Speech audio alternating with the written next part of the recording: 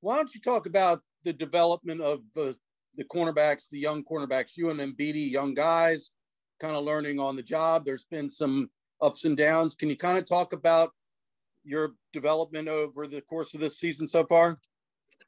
Oh, yeah. So this being a lot of our first seasons here, like being full-time starters and stuff like that, it's definitely been a development. Like each game, I feel like I've started to get more comfortable with like playing, like starting the game off and doing the whole game and everything like that. And I feel like as I've every game I've got like more confident and I feel more comfortable now. I'm at a place where I feel very comfortable with the defense and like what my job is and my role within the defense. So I just feel like getting those snaps and those game time reps has really helped and it's just allowed me to gain more confidence in my play and like what I'm supposed to be doing. And I feel like the others, it'll come along with that too. I feel like that has a lot to do with it, just getting a lot of game time reps and stuff like that. So obviously, I mean, it's tough in this American Athletic Conference with these high-powered passing attacks. And then, Coach Newberry does a lot of different things with blitzing and whatnot. And sometimes you guys are left out on an island. And there have been times when you all got the ball thrown over your head. But, I mean, that's the life of a cornerback, right? Nobody sees the plays in which you played it perfectly and had your man covered just the way you were supposed to. They only notice when this guy goes for a touchdown. Right. That's just part of the job, though. We know what we signed up for and stuff like that, especially the defense we're a part of, and we got to do our job at the end of the day, and we will. So this week against SMU, they have one of the best wide receivers that you'll find in the country, Rashee Rice. Are you looking forward to the challenge of perhaps lining up across from Rashee?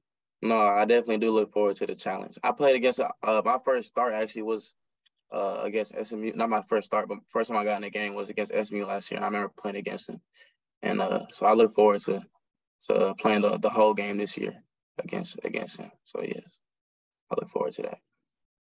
Oh, thanks. Scott Wyckoff. Hey, Elias, how cool was it getting your first career interception last week in such a big win at home in Annapolis? No, it was great. Like it was really like the moment really just flew by though. Like I didn't really understand until like I really got to the sideline. Like that was like my first collegiate interception and something like that. So yeah, I really I cherished that moment and everything like that, and I enjoyed it. And yeah, it was a real good experience. How fired up are you guys to put back-to-back performances like that together with this chance against SMU on Friday night? No, I think we all have something to like a chip on our shoulder, something to prove, like showing that's not like a one-time thing. You know what I'm saying? Like we got to do it again and over to show like that we belong here and like that like we here to stay, like kind of mentality, really. So yeah. Last year in your first game that you were able to play in was against SMU and being able to line up against some great receivers like they have this year. What did you learn from last year that you'll be able to use Friday night?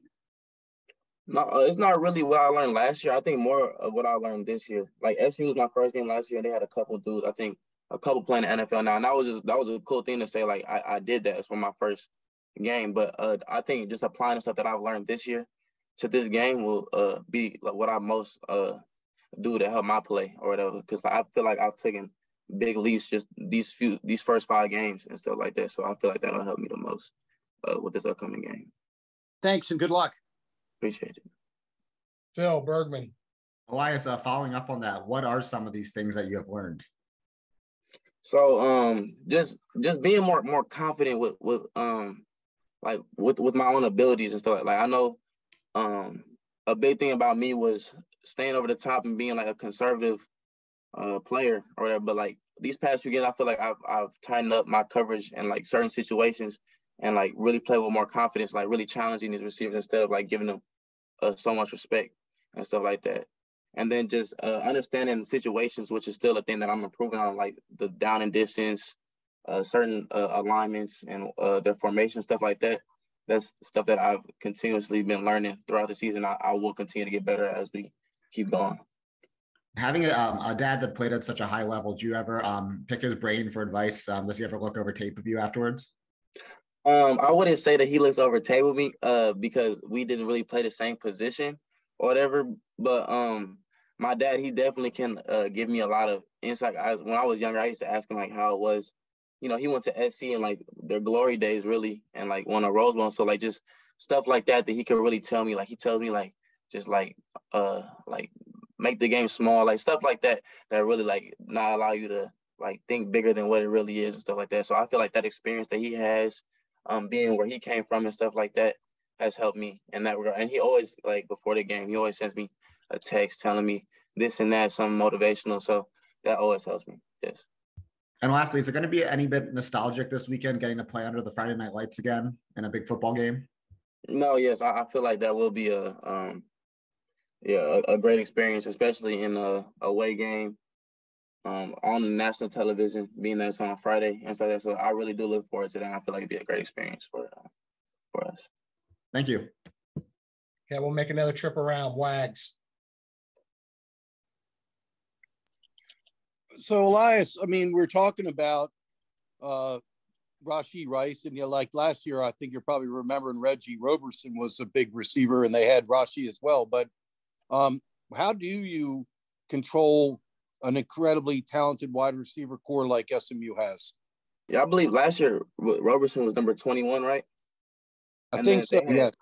They had like Danny Gray too, right? I think he Yes. played. I think he played in the NFL. So yeah, we we play against great receivers every week. Every week we play against NFL bound receivers and stuff like that. So I feel like just taking the same approach. Like we gotta respect them, but we gotta challenge them as well. Like we're not backing down from anybody. Like we gotta do our job same way they gotta do. Like we gotta earn our scholarship the way that they earn theirs. So that's the mindset I go into the game with. Like. So you and Embiid being young guys, and I mean, really, Willie Collins, what do you call him, Nickel or something? What is it? It's a nickname? Oh, Cinco is his nickname. Right, because he's Willie Collins the fifth, right? Right. But you guys have a strong bond amongst you young guys. You're kind of up and coming. I mean, by the time you're seniors, you're going to be a good group. No, yeah, the corners definitely, we have a tight bond, I would say. Because being on an island that we are, like we got to help each other out when we at practice and like we're not in. You see the sideline, we telling them like, oh, look at this, like look where he's lined up. Look out for this. So like we really have each other's backs, especially being that a lot of us don't have a lot of experience. Most people they haven't played too much or something like that. We have to help each other out. We have to look out for each other, and that's basically something that Coach Green really enforced. He's like, y'all got to look out for each other, because like when it comes down to it, it's y'all. Like y'all not gonna have any help really or something like that. So that's the approach that we take in our cornerback room. So I know it's kind of an odd situation with you all only being sophomores and first-year starters, but because you are the starters, you are leaders in the room. I'm curious if you see any plebes that you think have some talent and could be playmakers down the road that maybe we don't know about just yet, Elias? No, obviously, Duhart, he's a plebe, and he early on he got a lot of reps and stuff like that. I think he might have. He's getting action on special teams too, so he's already getting the feel for the game and stuff like that. So I feel like he will definitely be a contributor down the line, as well as other people who are other plebes who aren't really like, they're still developing right now. I feel like we have a couple dudes who in the future they will being that the room is so young, they will contribute and they will get the opportunity to compete, and that's gonna overall make all of us better, because just everyone being around the same age and like not really like a clear cut like senior or something like that, it's going to promote competition. And I feel like that's going to make us all better in the end. So. Thanks, Elias. Scott Wyckoff. With your brother at Yale, a freshman this year, do you guys talk much about what it was like for you being a freshman? And do you give him advice about playing college football? No, so I actually recently, this past weekend, I did go down and see my brother. I took the train down there. And I did see him. I went to one of his practices and stuff like that. And I always tell him, I even told him before he went into camp and stuff like that, like the life of being a freshman and like, college football, like you really just restarting. So yeah, whenever I can, or I give him my experience and stuff like that, even though like my experience is not technically going to be like the same as his or something, that being that I played very early on and stuff like that. Like not everyone gets that is not blessed like that, but I do tell him like, you have to earn everything that is coming your way. Like if you want it, you got to go take it and stuff like that. So yeah, that's what I offer to him, being he plays on the collegiate level as well. And what's it about the Larry family? I mean, playing top level college football, but also at the highest academic levels. Your father at USC, And you and your brother at Navy and Yale, you can't get any better than that. I attribute all of it to God and my parents. My parents, they've done everything for me. I wouldn't be anything without my parents. I can't even explain the amount of sacrifice that they put for me and my brother and my little sister as well. Watch out for her. She's gonna go somewhere too and stuff like that. But the amount of sacrifice that my parents have put into all of their kids and my grandpa, my whole family, the whole support system has been like crazy my whole life. So I have no excuse other than to be successful or like to perform the best of our ability. So that's how I look at it. Like everything I do is for them and stuff like that. Like I have no excuse. They sacrificed their whole life for us. So that's all I could do to repay them. Being a guy from LA, you were looking at two East Coast schools, both the Army and Navy, and making the decision to come to Navy. What's it like being an LA guy here on the East Coast? It's really it's different. It's definitely culture. A lot of people, they call me LA or they call me West Coast. I guess it's just like a stigma I have or something. I guess I don't know. It's not too many people actually at the Naval Academy from Los Angeles area. So I think I feel like I fit in well. You can obviously tell that I'm a West Coast person. I don't know what it is or something like that, but I've enjoyed the transition, even though like the cold weather is not really me. I think I always love that Cali weather, that Los Angeles climate. But yeah, it's been a good switch so far. You're very familiar with the SMU offense from the last few seasons. Rhett Lashley was the offensive coordinator, so I'm going to guess they're doing a lot of the same things they did under Sonny Dykes. Yeah, a lot of similarities. He was there in 19, and got a ton of respect for Lashley. I think he does a phenomenal job in a lot of places and has had success everywhere he's been. Really good personnel. The quarterback's playing really well. Really good player. Got really good receivers to throw it to. Big up front. Been very efficient, productive on offense. They're averaging around 500 yards of offense a game, scoring a lot of points. So got a huge challenge ahead of us. So Mordecai, the quarterback, what are you seeing out of him? I mean, obviously he's a veteran guy, been around. What are you seeing out of Tanner? The same things I saw in him last year. Just a really good player. Has the ability to make all the throws, gets the ball out quickly. I think he's really comfortable in their system. He's another guy that can beat you with his feet when he needs to. I don't think he initially wants to run it, but he will, and he's very capable of doing that. But I think he sees the field well. He does a good job of looking you off in coverage and those kind of things. He's a polished quarterback. Just has all the tools that you're looking for in that offense. He has them. So really good player. So how do you contain a receiving core? I mean, obviously Rashee Rice is one of the best wide receivers in the country, and they got a Texas transfer. I believe it's Kelvonte Dixon's pretty good player, sophomore. Just what's key to containing this passing attack? Yeah, they've got a bunch of good ones. I think Rasheed's one of the best ones I've seen in a long time. Just his ability to get open, to catch balls when he's got guys draping off of him. He's obviously been the focal point when they throw the ball. So we got to do a good job of knowing where he's at and trying not to put guys in one-on-one situations as often. But they've got a bunch of really good ones. They got two big tight ends that are almost more receiver-like guys that can run. And so they've got a lot of weapons. You can't just focus in on him because they'll spread the ball around. But he's really, really good. And last for me, I think 2 years ago there in Dallas, they got you good with the running game, if I recall correctly. Had some long runs. Yeah. They got us good with everything. Back in 20, went their place. I think they scored 51 points on us. I'll certainly remind our guys of that. And we didn't play well. I also gave a ton of explosive plays, not just throwing the ball, but running it as well. So, but that's a long time ago. So, hopefully won't repeat that episode. Scott Wyckoff. Coach, what's impressed you the most about the play of Elias Larry this year as a sophomore on the corner? Well, I think what I've been most impressed with is just he's getting better every week. he's a young player, essentially a redshirt freshman. And what you want to see, those guys are going to make some mistakes. There's going to be some growing pains, but what you want to see is progress week to week.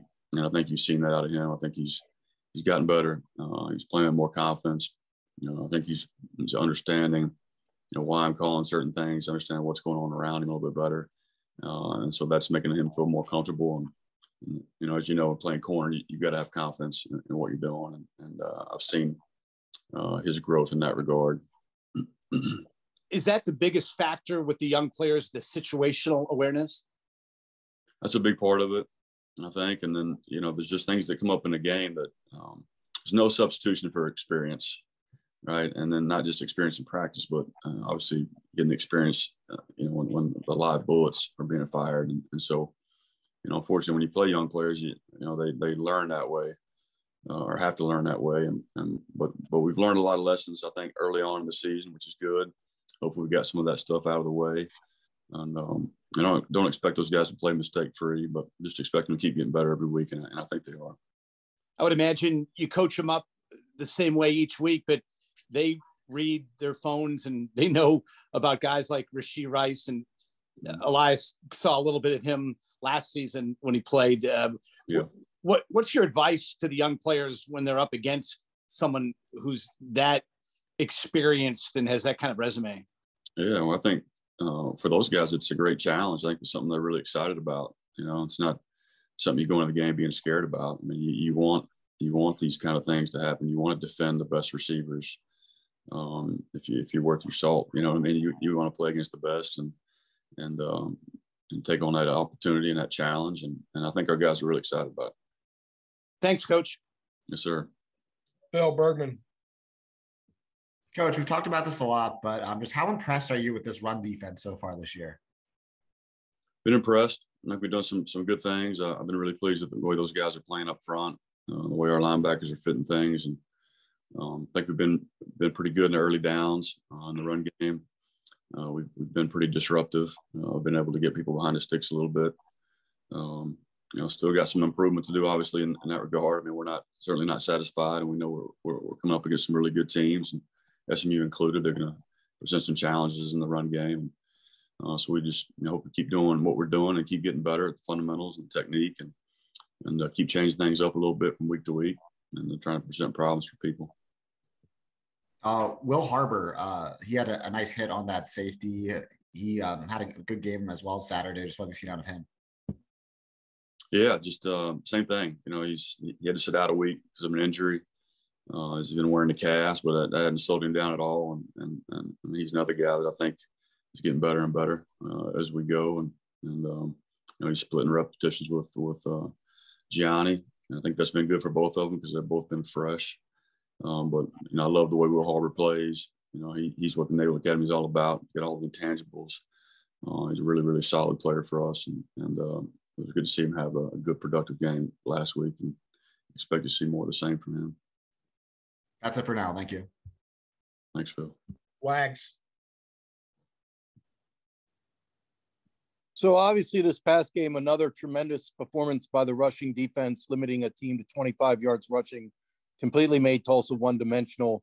I know we've talked about it at length, but I mean, any more you can say about this rushing defense? You must just continually be impressed week to week.